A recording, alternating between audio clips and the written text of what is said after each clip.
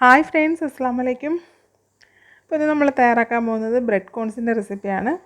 അപ്പോൾ വീട്ടിലുള്ള ചേരുവകൾ വെച്ചിട്ട് പെട്ടെന്ന് തന്നെ നമുക്ക് ഈ ഒരു റെസിപ്പി തയ്യാറാക്കിയെടുക്കാം.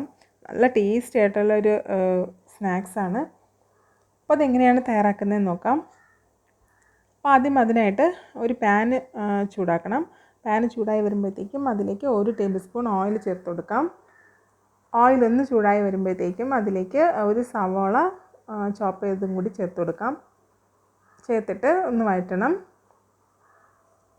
ഇനി ഇതിലേക്ക് ഒരു പച്ചമുളക് ചോപ്പ് ചെയ്തതും കൂടിയിട്ട് ചേർത്ത് കൊടുക്കാം.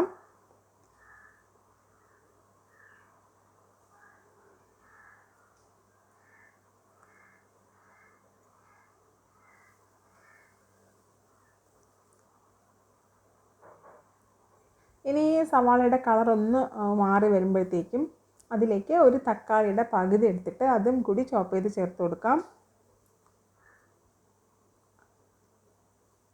ഇനി സവാളയും തക്കാളിയും എല്ലാം കൂടി നല്ലതുപോലെ ഒന്ന് കുഴഞ്ഞ് കിട്ടണം.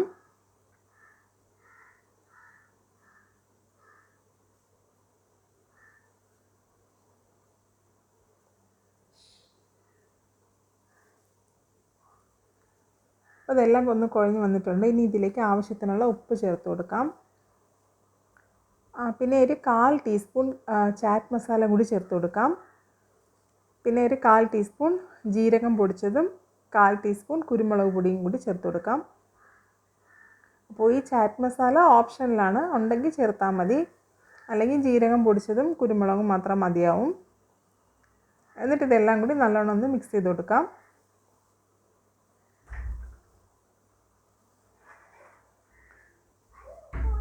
ഇത് ജസ്റ്റ് ഒന്ന് മിക്സ് ആയി കഴിഞ്ഞാൽ ഇനി ഇതിലേക്ക് ഒരു മുട്ട ചേർത്ത് കൊടുത്തിട്ട് നല്ലതുപോലെ ഒന്ന് സ്ക്രാമ്പിൾ ചെയ്തെടുക്കാം.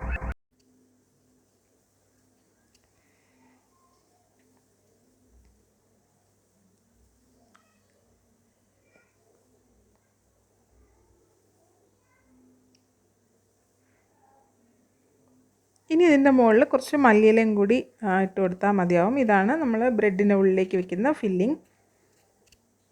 വളരെ പെട്ടെന്ന് തന്നെ തയ്യാറാക്കിയെടുക്കാം.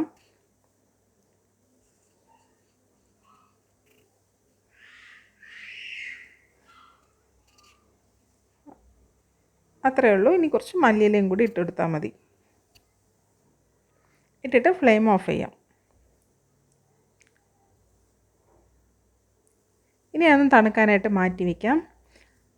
അന്നേരം കുറച്ച് ഞാനൊരു 10 സ്ലൈസ് ബ്രെഡാണ് എടുത്തിട്ടുള്ളത്. അപ്പോൾ ഇനി ബ്രെഡിൻ്റെ സൈഡൊക്കെ ഒന്ന് കട്ട് ചെയ്ത് മാറ്റാം.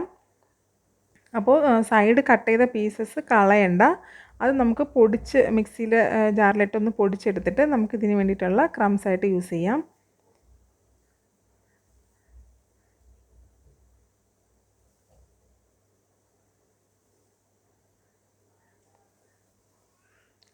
ഇനി ഓരോ ബ്രെഡിൻ്റെ പീസും എടുത്തിട്ട് നമുക്കിതുപോലെ റോളിംഗ് പിൻ വെച്ചിട്ട് ഒന്ന് പരത്തി കൊടുക്കാം. പരത്തി കുറച്ച് തിന്നായിട്ട് ആക്കിയെടുക്കണം. അപ്പോൾ നമ്മൾ ഇങ്ങനെ ചെയ്യുമ്പോഴത്തേക്കും നമുക്ക് വേണ്ടത് ഫ്രഷ് ബ്രെഡാണ് നല്ലത്.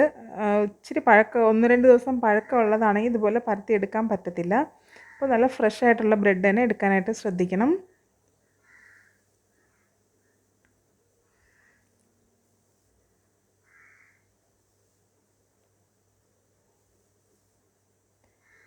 ഇനി ഈ ബ്രെഡിനെ ഒന്ന് കോൺ ഷേപ്പിലാക്കിയിട്ട് അതിനകത്തേക്ക് എഗ്ഗിൻ്റെ ഫില്ലിംഗ് വെച്ച് കൊടുക്കാം.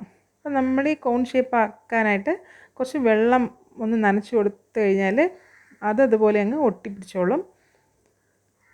എന്നിട്ട് ഇനി അതിനകത്തേക്ക് ഫില്ലിംഗ് വെച്ച് കൊടുക്കാം.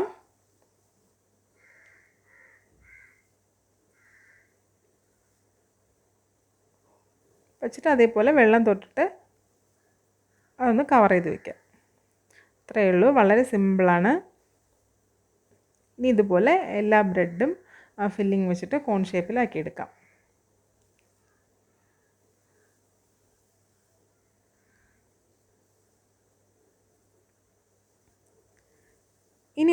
ഇനി ഒരു പ്ലേറ്റിൽ മുട്ട എടുത്തിട്ട് അതൊന്ന് ബീറ്റ് ചെയ്തെടുക്കാം.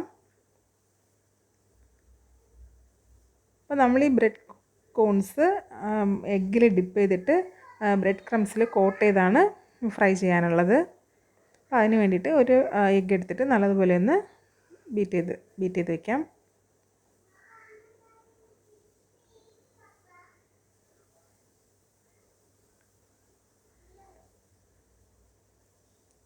ഇനി ഓരോ കോണും എടുത്തിട്ട് എഗ്ഗിലൊന്ന് ഡിപ്പ് ചെയ്തിട്ട് ബ്രെഡ് ക്രംസിലൊന്ന് കവർ ചെയ്തിട്ട് ഫ്രൈ ചെയ്തെടുക്കാം.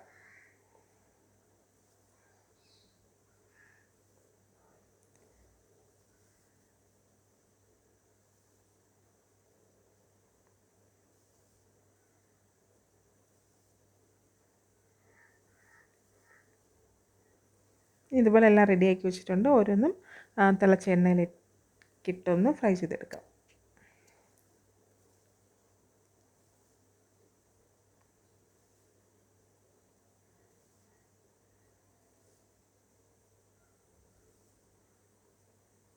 ഒരു മീഡിയം ഫ്ലെയിമിൽ വെച്ചിട്ട് വേണം ഫ്രൈ ചെയ്തെടുക്കാൻ.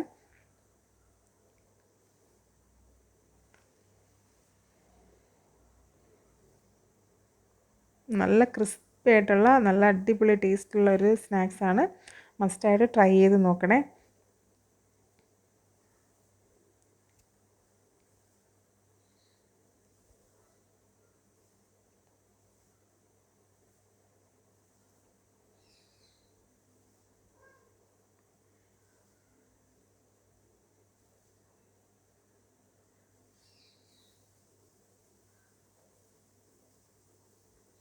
അപ്പോൾ ഇത്രയേ ഉള്ളൂ. ഇനി നമുക്കത് കോരി മാറ്റാം.